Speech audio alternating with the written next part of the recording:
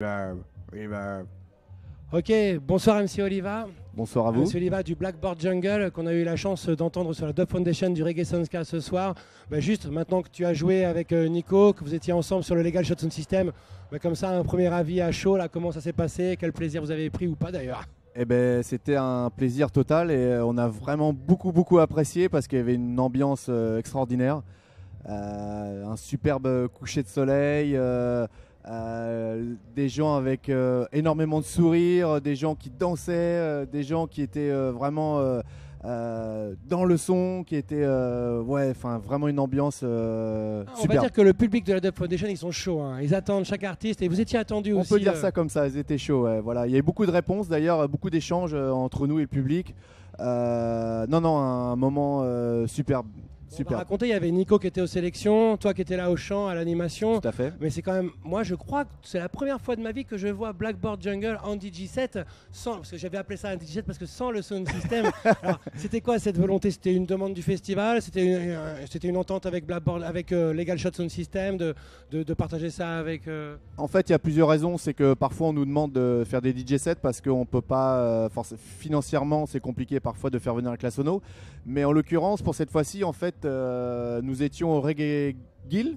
Du côté de la Belgique. Du côté de la Belgique, donc vendredi, samedi. Donc techniquement parlant et temporellement parlant, c'était très difficile de venir avec la sono et de pouvoir jouer setup, etc. C'était c'est pratiquement mission impossible. Bon, juste, on va pas refaire l'histoire de Blackboard Jungle parce que je pense que les gens qui suivent aussi la Dub Foundation et la Soundska connaissent. Ça existe depuis 1994, c'était une émission de radio, c'était des sélections et puis la construction du sound system. Aujourd'hui, l'un des plus gros sound systems, vous avez été résident dans beaucoup de soirées, vous êtes allé vous avez du côté de Bagnols-sur-Cèze explosé les fondations du dub avec beaucoup de scoops. Quel est le message aujourd'hui que Blackboard Jungle en 2016 continue de vouloir partager avec le public? Qu'est-ce qui vous anime encore de jouer après tout ce temps-là? Ce qui nous anime de toute façon, c'est toujours la passion et l'amour de la musique et l'amour du sound system. Et on propage toujours un message de paix, d'amour et d'unité. Ça reste toujours, c'est une ligne directrice on déroge pas à ça. Ça c'est sûr. En tout cas, on tient beaucoup à délivrer un message de paix, d'amour. Voilà, conscious comme on dit chez nous. Voilà, c'est ça exactement. C'est très important. Alors justement, quand vous venez jouer sur un gros festival, qui est le Reggae Soundska, c'est le plus gros festival de reggae en France. La Dub Foundation dans le festival prend beaucoup d'ampleur. Comment ça se passe avec Nico? Vous choisissez avant, vous avez déjà prévu un petit peu vos sélections, ou alors vraiment vous emmenez tous vos plays, toutes vos sélections et vous jouez au feeling? Comment ça se passe? Comment ça se prépare un festival comme celui-ci? En fait, c'est toujours au feeling, mais j'ai envie de dire un feeling préparé. C'est-à-dire que Nico avait préparé quand même une sélection de chansons à passer. Donc voilà, mais je veux dire l'ordre où telle ou telle chanson, tel ou tel titre, il n'y avait pas du tout c'est pas programmé en fait. Voilà. Par contre, il y a quelques chansons qui sont un peu récurrentes des chansons qu'on aime actuellement. Voilà, et donc ça, effectivement, il y a quelques trames qui sont communes avec, par exemple, Reggae Guild. Mais c'est tout. Mais il n'y a pas d'ordre, il n'y a pas de planning, il n'y a pas de line-up de chansons préparées, pas du tout, non. Bon, et alors là, vous avez joué sur le Legal Shot, vous êtes habitué des sound systems, vous savez régler les sound systems, vous fabriquez les sound systems. Comment ça s'est passé? Comment tu as ressenti? C'est bien le Legal Shot? Tout à fait, le Legal Shot, on les connaît bien d'une part, et Legal Shot, c'est aussi la famille. Et ils sont aussi dans le même objectif, dans le même but que nous, c'est-à-dire toujours ce respect de la qualité, la diffusion sonore en fait, ce côté qualitatif au niveau du sound system, de la diffusion sonore quoi. Chaque fréquence est bien séparée, c'est très ça, joli. Ce côté étagement de fréquences, des basses bien rondes, bien chaudes, avec les micros bien clairs, les aigus bien crisses, les médiums bien présents. Enfin toujours ce travail de fréquence qui est commun avec Legal Shot. En tout cas, j'ai partagé une grande partie de la session, c'était une pure session.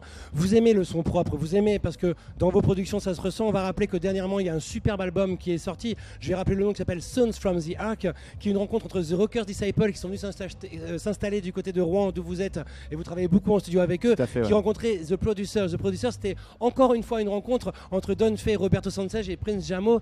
Comment se font toutes ces rencontres? Comment Blackboard organise ces rencontres avec ses différents producteurs, ses différents chanteurs? Comment vous faites ça? En fait, il n'y a rien de calculé. Par exemple, Roberto, on l'a rencontré en live, il était là. Après, on a collaboré avec lui en live. Et l'idée est venue de faire un album avec lui. Donc d'où l'album, voilà, le volume 1 avec Rocker Disciples et Roberto Sanchez. Il y avait un aussi avec Reality Soldier. Et après l'idée a mûri, on s'est dit on aimerait bien faire un album, mais un véritable album avec le son des années 70 comme on aime. Et que Roberto Sanchez aime aussi. Voilà, donc on s'est dit de manière naturelle, eh ben, on va essayer de travailler avec lui, avec les Rockers Disciples. Et donc les Rockers ont commencé à construire des Redeem. L'idée est venue comme ça, et au fur et à mesure du temps, etc., eh ben, on s'est dit, bon, voilà, on va concrétiser la chose, on va venir une semaine au studio de Roberto. Et on a invité Don Fay aussi, et on a invité Prince Jamo, qui est the producer, et, pour créer une espèce d'émulsion, que chacun apporte ses idées, et voilà, au service de la musique. Et donc ce qui fait que cet album est sorti comme ça, quoi. C'est un très bel album pour tous ceux qui aiment le Roots. C'est sur le label de Blackboard Jungle. Justement, Blackboard Jungle, vous enregistrez du Roots, vous produisez du Roots, c'est ce que vous aimez aussi. Mais vous prenez aussi des risques et vous aimez le dub de ses origines jusqu'à nos jours, j'allais dire, comme un culture dub. Et vous produisez aussi des jeunes artistes comme Dawa Hi-Fi, qui est la première production de Dawa Hi-Fi, qui est un jeune sound system français, était sur le label Blackboard. Oui. Et récemment, vous avez produit aussi RDH sur une des dernières productions du label. Pareil, c'est quoi cette envie? C'est des feelings, vous rencontrez, vous kiffez leur son et vous décidez de les produire sur votre label. Comment se fait ce choix? En fait, on aime la musique dans son ensemble, on aime le reggae, on aime voilà, depuis le départ jusqu'à le reggae actuel, ce qu'on peut appeler dub maintenant, après c'est un autre discours. Mais voilà, et donc on sort, par exemple, lorsque tu parles du Dawa Hi-Fi, en fait il avait l'habitude de nous envoyer en fait, des plates, des cuts de la musique qu'il faisait. Il nous envoyait des CD comme ça avec plein de chansons. Et, on en avait sélectionné quelques-unes et à chaque fois qu'on les jouait, ça fonctionnait. Il y avait une réponse avec le public. Donc à un moment donné, on s'est dit, ces morceaux fonctionnent, on ne peut pas les laisser dans des boîtes juste pour nous en fait, pour qu'on les diffuse. Bon ok, c'est très bien parce qu'elles fonctionnent et ça fait partie aussi du sound system d'avoir des cuts exclusifs, etc. Mais il y a un moment donné, la musique c'est fait pour être partagée. Donc on s'est dit, on va sortir ce disque. Mais c'est toujours dans cet esprit-là, c'est pareil pour RDH en fait. Ils nous ont envoyé des cuts, etc. Et ce morceau-là a fonctionné à merveille. Donc on s'est dit, voilà, on va le sortir. Mais il n'y a pas de calcul derrière ça. C'est des instants croisés, surtout parce qu'on nous envoie de la musique et on aime ces morceaux-là et ces morceaux fonctionnent. Et vous voyez la réaction du public et voilà, c'est peut-être ce moment que vous vous dites, tiens, ce serait dommage celui-là de ne pas le partager. Exactement, parce que les gens le veulent, les gens réagissent. C'est exactement ça. C'est être au service de la musique et des jeunes artistes aussi, parce que du coup ça les met en avant. Il y a un autre artiste qui lui n'est pas un jeune artiste du dub, mais je sais que vous travaillez beaucoup avec lui. Et moi aussi d'ailleurs, je travaille beaucoup avec lui, c'est Wedding Dub. Il y a un gros échange entre Blackboard Jungle et Wedding Dub. Je vous ai entendu jouer quelques plates de African Shine. Qu'est-ce que tu penses de cette tune que vous avez jouée, qui est pour moi assez incroyable aussi de la part d'un producteur, mixeur, enregistreur comme Romain Wedding Dub, et que vous jouez régulièrement? Romain, c'est pareil encore, c'est la famille, on se connaît depuis longtemps et j'ai travaillé aussi avec lui pendant assez longtemps en tant qu'MC pour lui. Enfin voilà, c'est encore une fois, on est en famille. C'est toujours ce côté familial, partage de la passion, amour de la musique.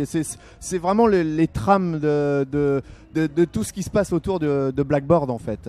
C'est une famille, voilà. Et Romain, je connais sa musique depuis longtemps et il nous avait envoyé ce morceau-là. On jouait avec lui, si je me rappelle bien, c'était à Lyon. Et il nous a fait écouter sur son ordinateur. Je viens de faire ça dans le train et ça, je sais plus comment on avait rigolé sur le titre, genre Train, je sais plus quoi, Train Stepper, enfin bon, je sais plus quoi, mais voilà. Et on avait rigolé là-dessus quoi. Et ce qui est impressionnant, c'est que peu de temps après, il a eu l'idée d'enregistrer les cuivres, etc. Et il nous l'a envoyé aussitôt. Un trio de cuivres lillois qu'il a enregistré dans un studio qui change carrément le morceau finalement. Carrément, et qui sublime le morceau quoi. Et donc il nous a envoyé ça, on l'a joué, puis c'est réponse directe, ça veut dire que c'est voilà ça fonctionne de suite quoi. Il n'y a pas de. Ouais, ça fonctionne. Et puis en plus, ça fait partie de l'histoire de la musique parce que c'est un bel hommage à Fela Kuti. Et je trouve que enregistrer par Wedding Dub, jouer sur Blackboard par Blackboard, je trouve qu'il y a une vraie rencontre comme ça de l'histoire du dub finalement et de la musique black qui est là. Et ah ouais, non mais en plus le cuivre là, il est vraiment, enfin la section cuivre, elle est vraiment extraordinaire. Puis c'est aussi une espèce de lien qu'il faut pas oublier avec l'Afrique. Hein. Parce que voilà, la musique africaine, c'est quand même les racines de. Qui était en Jamaïque, qui venait d'Afrique finalement. Voilà, donc c'est ça, faut pas oublier les racines. Donc forcément, voilà, quand on voit des morceaux comme ça, c'est aussi pour dire, voilà, n'oubliez pas d'où ça vient tout ça. Justement, c'est là vous avez produit cet album. Est-ce qu'il y a en prévision des nouvelles sorties sur le label Blackboard Jungle avec des jeunes artistes ou des choses avec des chanteurs jamaïcains que vous kiffez? C'est quoi les prochaines releases sans trahir de secret, bien évidemment, mais c'est quoi les prochaines releases du label Blackboard Jungle? Voilà, en gros, pour essayer de faire court, il y a 3 nouveaux maxi qui vont sortir, dont 2 qui sont extraits de l'album Sounds from the Ark, mais avec d'autres chanteurs, notamment, je peux vous le dire, il y aura Viceroy. Superbe voix. Ça, Viceroy, c'est un vieux trio jamaïcain et donc vous enregistrez, superbe. Voilà, et donc il y a 2 maxi extraits de cet album. Et un autre avec qui est la musique est composée par Nico Marshall. Et nous avons le chanteur, le DJ jamaïcain Anthony B. Ah oui, oulala. Donc, voilà, donc qui pour moi c'est un peu le retour à notre amour du début, parce que quand on collectionnait les disques, on allait souvent à Paris et il y avait des quantités de séries de 45 tours avec Sizzla, Anthony B, Capleton, voilà, Yanni Bolo, etc. Tous les premiers disques de ces gens-là, même si après on est plus parti vers le dub, quand on était passionné de reggae à ce moment-là, il y a 15-20 ans, c'était les premiers disques de ces chanteurs-là, c'était juste incroyable. C'est ça, exactement. Donc, grâce à Nico Marshall, voilà, il a eu le link et il a pu avoir Anthony B. Donc, encore une fois, le partage, l'amour du truc, il nous a envoyé ça et puis on s'est dit bon bah voilà, vas-y, on va le sortir. Et aussi on a eu Nishwa Dada qui était dans notre studio. Très belle chanteuse du Cap-Vert. C'est ça, chanteuse du Cap-Vert. Donc on s'est dit bon bah on va faire la phase B avec Nishwa Dada. Donc il y aura Anthony B et Nishwa Dada sur ce maxi. Vous avez compris, préparez-vous à commander vos scuds chez Blackboard Jungle. Les prochaines dates de Blackboard Jungle avec le Sound System, on vous retrouve Oliva très très prochainement. Là, vous avez des choses de prévues cet été? La prochaine étape, ce sera l'Eurototem. Donc on commence. Grosse session. C'est ça, samedi prochain. Avec combien de scoops? Le full ou full stack, full scoop, full setup complet avec 24 basses. Ouh là là, 24 basses que vous emmenez Eurototem. Vous savez, si vous voulez prendre du son, vous allez suivre Blackboard Jungle, Eurototem. En tout cas, merci pour ce que vous avez partagé, MC Oliva et Nico, Blackboard Jungle à la Dub Foundation. Merci à vous. Et puis à très très bientôt. On a passé un moment magique et formidable. Le Reggae Sunska, voilà, c'était formidable. Merci à vous. Big up Blackboard Jungle. Merci Oliva. Merci. Beaucoup de force. One love.